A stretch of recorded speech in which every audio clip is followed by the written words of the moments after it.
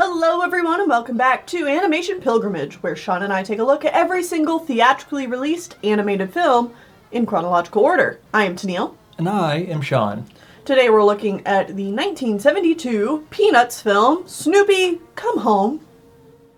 No, stay away.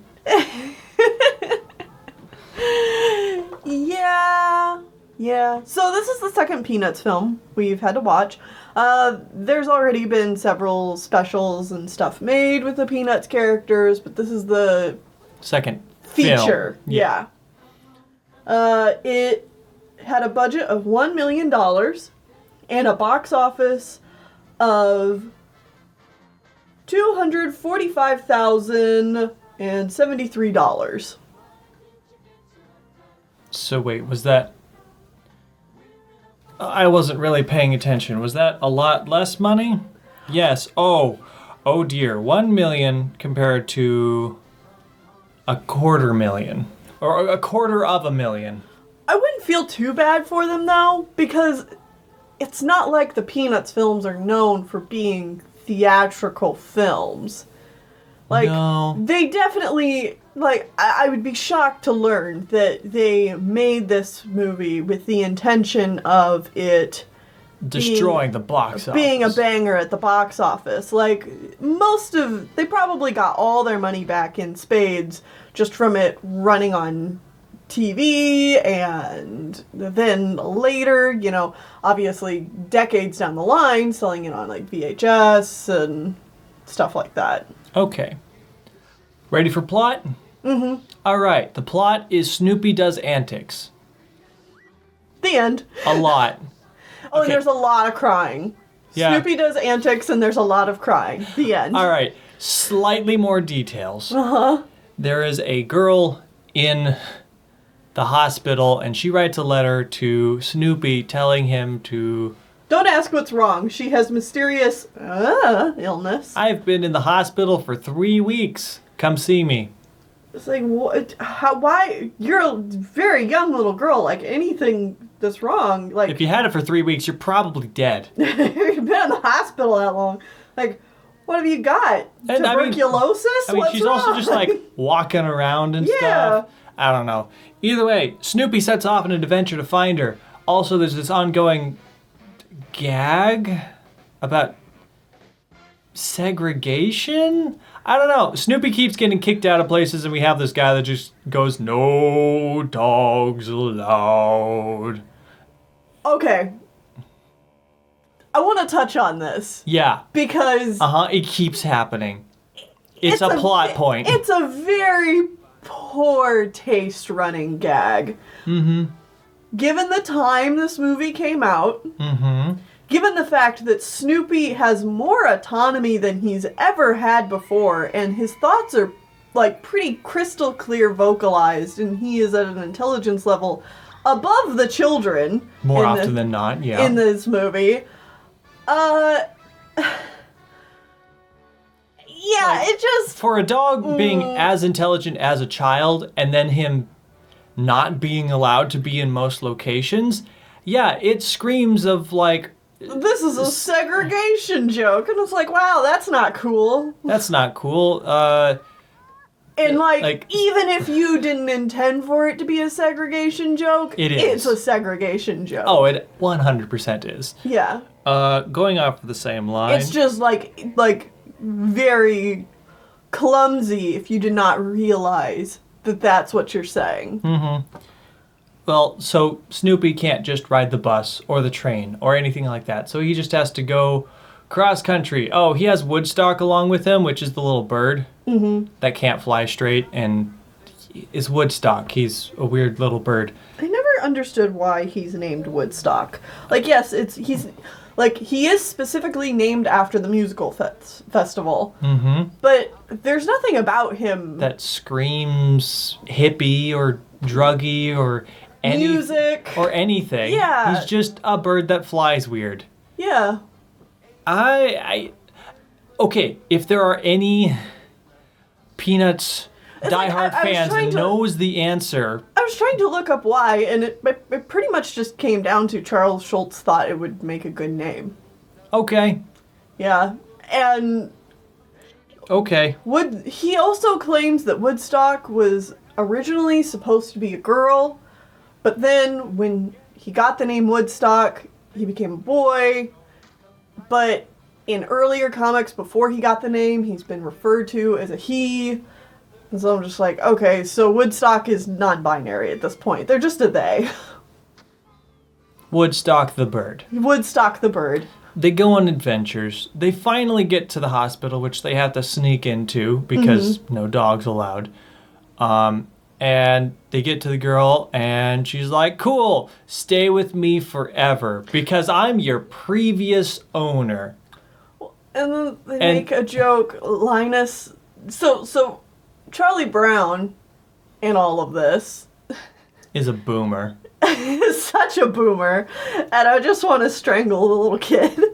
Because Geez, I give you all of these things and you're so disrespectful and don't care about me at all. And you should feel grateful that I give you all of these items and taking all of his frustration out on Snoopy. And then Snoopy leaves and he's like, wait, where are you going? Why are you Serves leaving? you right, Charlie Brown. Treat your dog better. it's like, I wonder why he's leaving. Maybe it's because you're unbearable to be around this movie, Charlie Brown. Yeah. So, Anyway, when Snoopy gets the letter, Linus also reads it, and they figure out, oh, this Leela used to be Snoopy's previous owner. And they make a joke that's also like, you got a used dog, Charlie Brown. it's a why? You know, rescuing And? animals is a very nice thing to do. Adoption for animals is great, very great. In But yet fact, I again- generally encourage people to do that over buying a new dog. Yeah, but yet again, the context of the film seems to label Snoopy as basically human. So, you got a used person, Charlie Brown. Like, I'm that's... just like, What why? do you- Why do you keep giving this context to Snoopy? It's This is a weird... I don't really care for it. Anyway, So, and I Snoopy's... don't feel like that's reading into it. Yeah, It's like no. they do it for a joke, but when you have so many jokes and they all kind of lead you to the same conclusion, anyway. Anyways, Snoopy is suddenly not okay with this because it turns into like a marriage proposal type of situation where he's going to be stuck in a relationship with his previous owner and he's not okay with it, but he's already agreed to it. Who, other than the fact that she is also a boomer and using the guilt-trippy methods on Snoopy. She's just being super manipulative in like a passive-aggressive way. Yeah. She is, yet again, or she is actually better than Charlie Brown in almost every single way. So Snoopy goes back home to settle all of his affairs with all of the kids, And gives they away his treat stuff, him and then they have like a he's wake. Dying. Yeah, they have a wake where they say nice words about Snoopy while he's sitting there crying the whole time. And then they give him a bunch of gifts, which are all bones. Cool. And I then don't- he leaves. Okay, this movie wants you so badly to feel sad. But, like, it's shortcutting every road to get you to feel sad. It's mostly trying to make you feel sad for the fact that, like, oh, well, this character is crying, so obviously they're sad.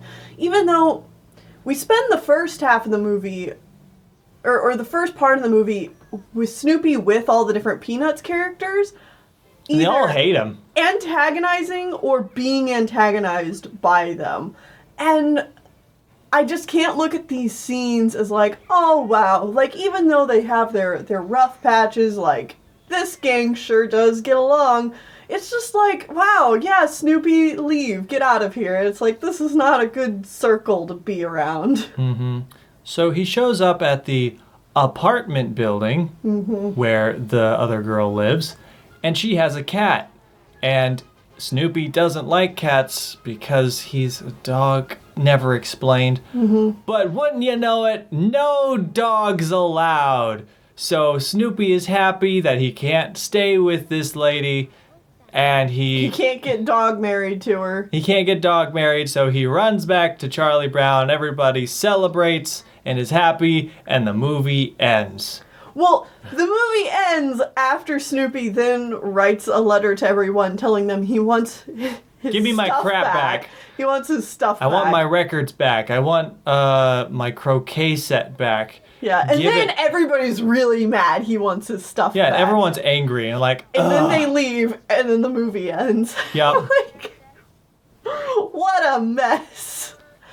If this is supposed to be played for comedy, I mean, it is, but yeah, it obviously is. Don't get us wrong. We get it. It obviously is supposed to be played for comedy.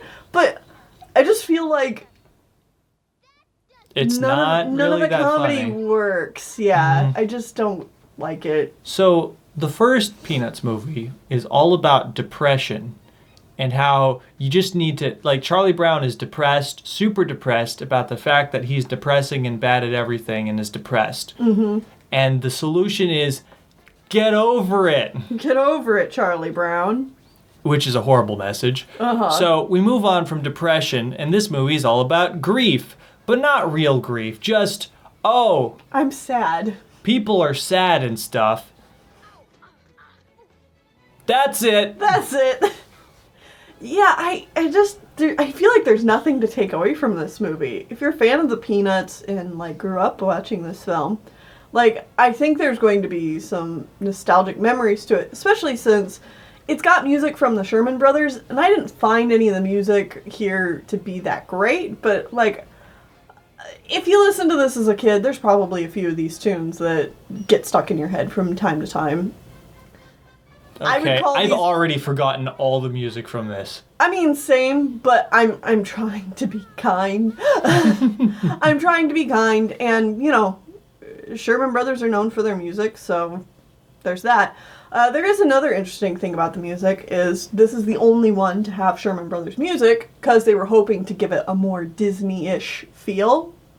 This didn't feel like Disney at all, even though the Sherman Brothers, who are like the Disney Disney music guys, it just, they didn't do anything Disney-like with the audio. To be fair, they all got like B-roll Sherman Brothers songs. Mm-hmm.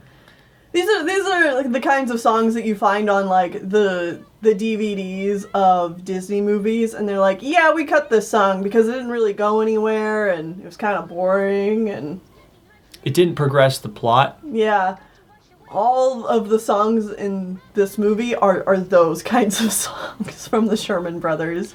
I mean, part of the problem is, like, I don't even blame the Sherman Brothers here, because, like, There's just not much going on. the plot department didn't have a lot to do Yeah. or like give us, so like every other part of the production just kind of like, I don't know, Snoopy doing things, go, I feel like random filler music, go, Peanuts really doesn't work all that well in a full, theatrical film. yeah, like as a full-length film. Because now I need to rewatch the holiday specials. But like I feel like those work on a more fundamental level. They're shorter, like they get to what they want to say, And then they're done. and then they're done. Spending this much time with the Peanuts characters, the Peanuts cast, I think is too long. I agree. Because, like, I don't hate these characters, but when I have to spend this long with them, and the pace is slowed down because these are writers who are used to writing something shorter, and they have to stretch it out for longer, and so we get a lot of these, like, really slow and moments with the cast. It just makes me dislike them more. And I'm just like, I just don't like this. I'm not enjoying myself. I'm not having fun. Interestingly enough, now, of course, I think the animation is on par, probably better and more practiced Mm-hmm. this time around, because, you know, they've got several features under their belt at this point. And what's really interesting and what stood out to me art-wise in this movie is they have, I think, 3 or 4 shots where they decide to also animate the background. It wasn't 3 or 4. It was closer to like 6 or 7. They do it, yeah. It's very distracting, and I feel like it's not a good move because it's based off of a comic, and so they really need to work with the comic panel camera to make it feel like Peanuts. But they do a couple of these shots where you see like Snoopy walking down the sidewalk, and so like they animate the camera in front of him going back, and so everything else is scrolling away. And then there's like one shot where he's walking down a city road and those buildings are tiny. Oh yes, really tiny. And then also there's a few shots where they have the camera facing the character, and then it turns like 90 degrees or circles around 90 degrees and to get a view from the side. And I'm just like, 1, these don't look that great. 2, I think this is a really bad choice for a Peanuts movie. It's disconcerting because the background suddenly is all drawn the same way as the characters, where every other shot, it's an obvious background with characters on top of it.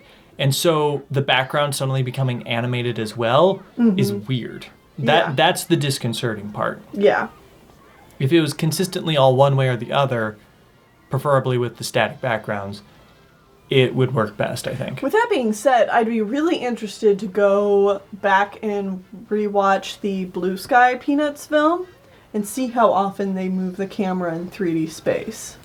Yeah, I don't remember. Because I feel like they kept to the very basic comic shot composition pretty often. But I also haven't seen that movie since it was in theaters, so I would have to rewatch it. Anyway. All right. I think that's probably enough talking about this relatively boring movie. So, it's not the worst thing in the world, but, you know, we didn't really care for it. Either way, we are going to move on to Journey Back to Oz. Oh my goodness. All I know about this film is it is the official sequel to The Wizard of Oz, like the live action movie, but this is animated, but it's the official sequel. And seeing as we've never heard of it before, I'm sure this is gonna go well. I've heard of it before. I haven't. Yeah. All right. Cool. Yay! Let's go. Snoopy, Snoopy, why oh why did you go? Come home, Snoopy, Snoopy, come home, Snoopy, come home.